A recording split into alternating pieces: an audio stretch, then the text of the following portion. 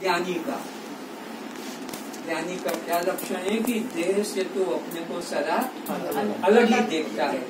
जैसे सूखा नारियल हिलाओ तो अंदर वाला गट गट आवाज करता है, यानी वो बता रहा है कि मैंने इस बाहर की खोल से थोड़ा अपने को दूर कर लिया है, तब जब तो ऐसे टकराएगा वो।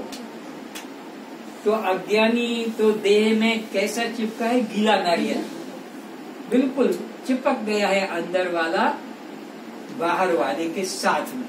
तो जब बाहर चोट पड़ेगी तो अंदर वाला भी टूट जाता है। लेकिन वो जो सूखा नारियल है, बाहर चोट पड़ती है तो बाहर के टुकड़े टुकड़े होते हैं, अंदर वाला सुरक्षित रहता है, क्योंकि उसने अपने को देह से अलग कर लिया है।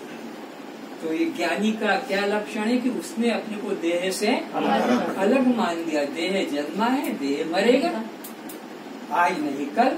उसमें क्या जन्म का क्या हर्ष मनाना, अरे ये आया ही मरने के लिए। गर्भ से बच्चा बाहर आया तो हम लोग कितना खुशी मनाते हैं, मिठाइयाँ बांटते हैं, ढोल बजवाते हैं, बंदूकें छुड़वाते हैं, नाना प्रकार का।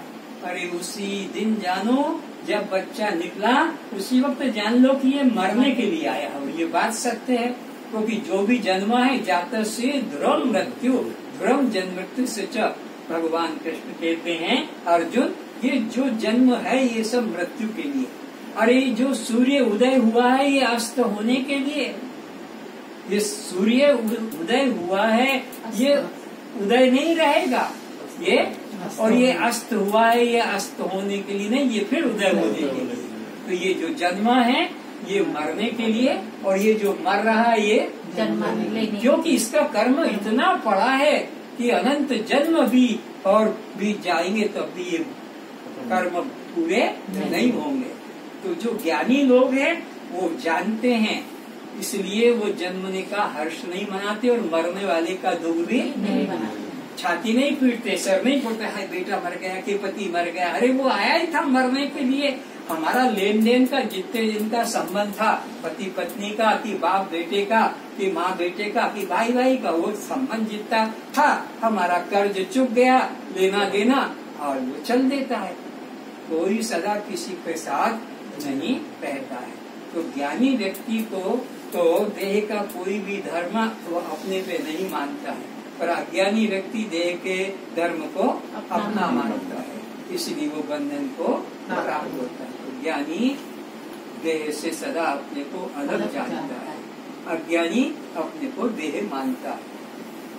अज्ञानी सदा अपने को देह से अभिन्न व परमात्मा से भिन्न ही जानता है।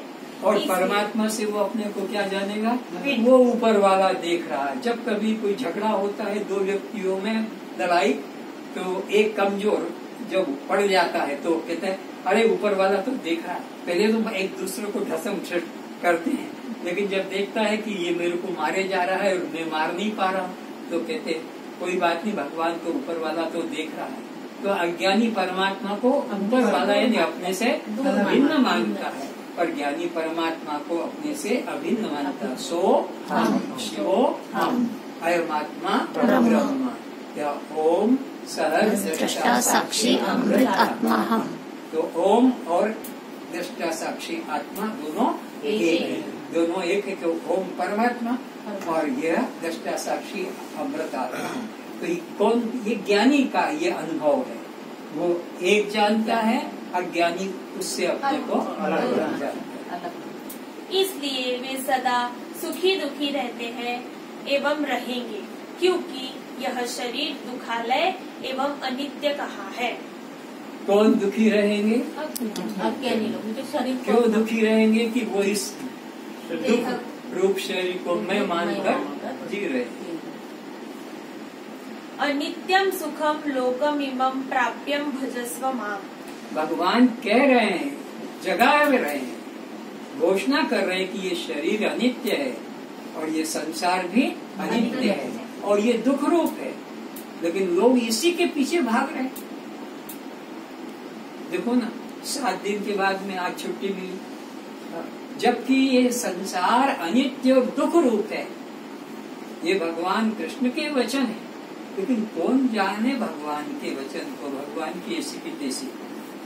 हम बस हमारा घर परिवार बच्चे ये बस इसी को सुख मान लिया है, पर भगवान चिल्ला चिल्ला करके अनित्यम असुखम, सुख से रहित है और तुमने उसमें सुख माना, और ये जहर है और तुम उसको अमृत की तरह पी रहे हो तो मरोगे और कोई रास्ता ही नहीं।